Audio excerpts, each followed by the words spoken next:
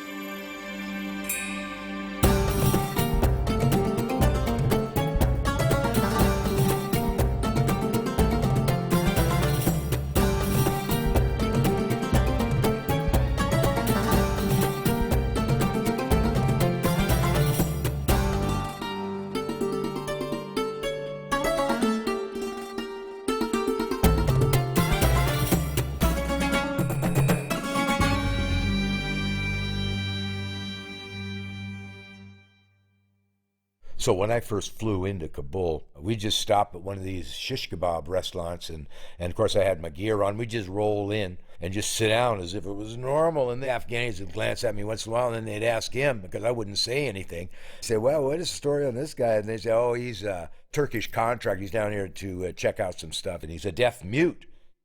Of course, all the Afghanis, they'd all turn away because they figure I'd been smitten because I've done something really ugly in my past. They had nothing to do with me. It just gave me safe passage everywhere.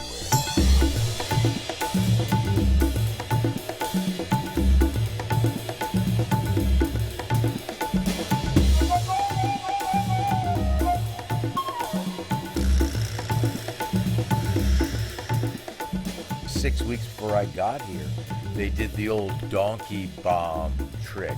And they had a couple of these donkeys, except they had some explosives on the outside of them. And the big white cars, the UN cars came by, man, they blew those two donkeys up.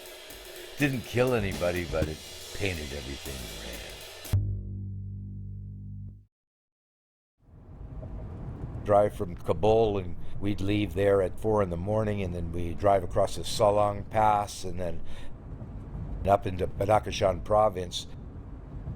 Take me like 48 hours for that drive in that Jeep. Man, I had it all Kevlar'd on the inside. Thing is, you didn't want the thing to crap out in the middle of some of these places you're driving across. That's real bad news.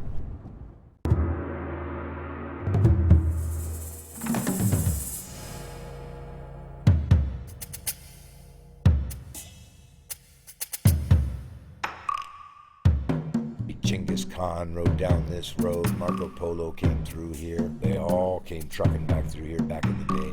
Raping, pillaging, the great Khan and his horde.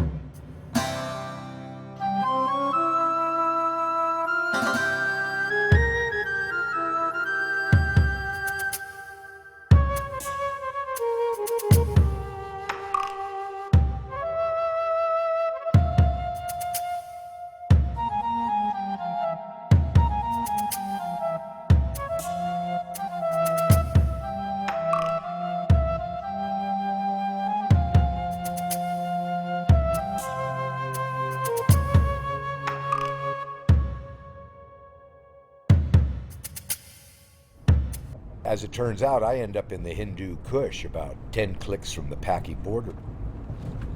I got to know these people up there in this place called Ruby Valley, and that's just way up near the Tajikistan border there by the Wakhan corridor going to China. I was up there meeting with these guys to find out if I could get into the poppy field and do a bit of filming. And there's poppies galore up there. There's poppy fields everywhere. Lucky me, I'm up there with my driver and my bodyguard guy. One thing led to another, and they allowed me to get in and film with my little handy cam the whole harvest and the whole thing. They kind of liked me. Anyway, here you go.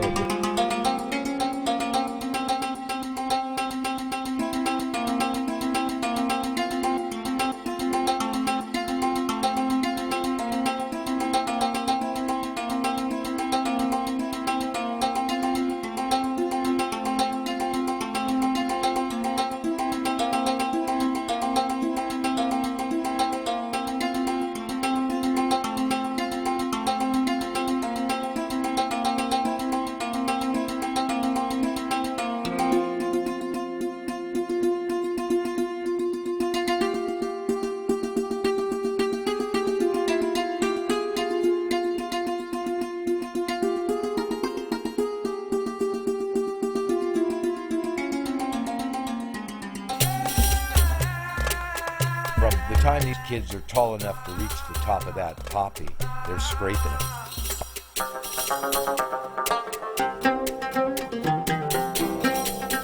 These boys get just higher than a kite out there in the field. Every year they get ready to grow this crop, and then the drug dealers come in there and they'll give them an advance. Yeah, take that money, and then next summer comes, and just about to harvest, and in comes the eradicators. Problem is, he still owes the drug dealer a couple of $1,000s, and so the farmer will give him one of his 12-year-old daughters, and then it's an even deal. All those daughters end up in the whorehouses of Bombay, man, in the brothels, working as a cure to AIDS. That's what they use those little girls for. They figure these third world mutants think a young virgin will cure HIV. That's where they're thinking, Well, they need to change that.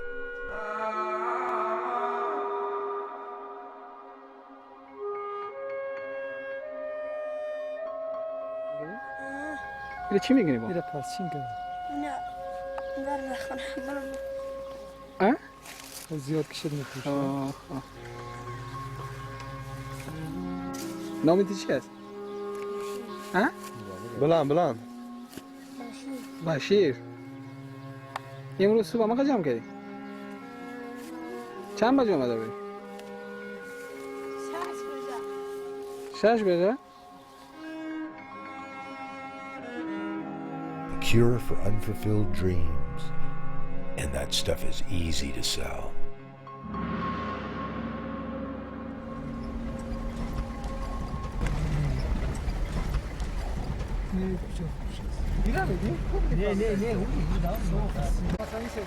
This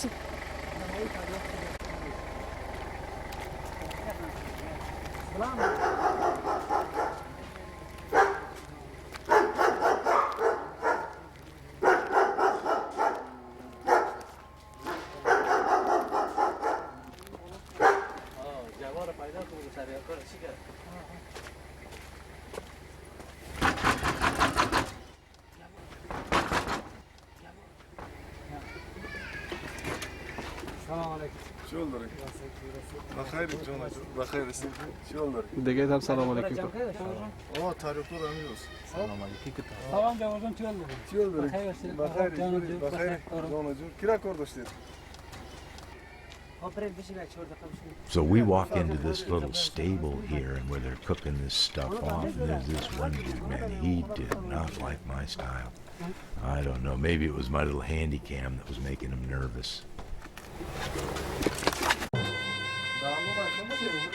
برو برو.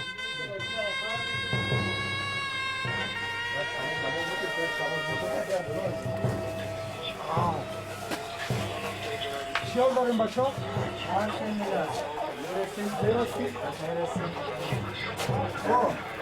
چطور از کارا؟ شروع که دیگه عبدالله جان آتش تشریف بکن آتش رو بکن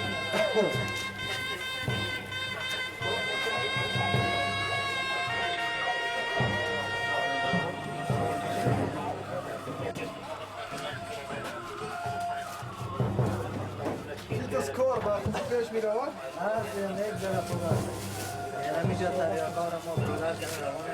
Vallahi şu olsa merak ya.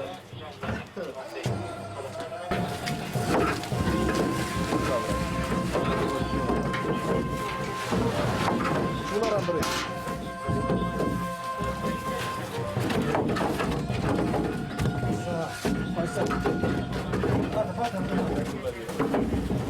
Vamos corar só baixar.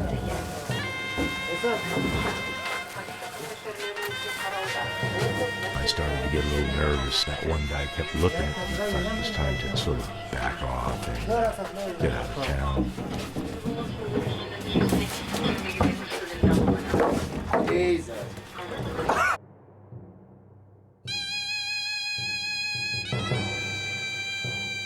I showed the DEA guys that footage I have of the cook-off factory, and in their infinite wisdom, they'd never seen anything like that. And I said, well, you need to get in there. He says, well, how did you find it? I said, you drive up the road, and at noon, if you see smoke coming out of a chimney, they're cooking off smack in there because they don't use firewood in the middle of the day. They only use it in the morning, and they use it in the afternoon. They don't waste firewood. So you guys haven't done that? You don't know how? Oh, well.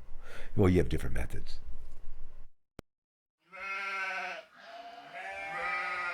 I was staying in this safe house in Faizabad. On the way up there, and I was fishing. Satellite phone rings, and it's from that safe house, and they said, hey, got to come on back. Abdel RPG rocket into the dining room that it blew up, and one of the engineers was in the room. He got a little piece of shot in his leg, but, I mean, it really blew it up. You got to come back. Come back? Whatever for? I said, are you out of your mind? They just rocketed that place down there, right? Continued on as I was going to look back a week later, and sure enough, they blew the shit out of that place. That rocket landed about a meter from where I usually ate dinner. However, it landed at 8 o'clock at night, and I was eating when I ate there. It'd be like 6:30, so it would have missed me anyway. Can't catch me now, I said. I tell you what, you may think I'm crazy, but you haven't lived until you put your mouth on one of those deep-fried Afghani trout.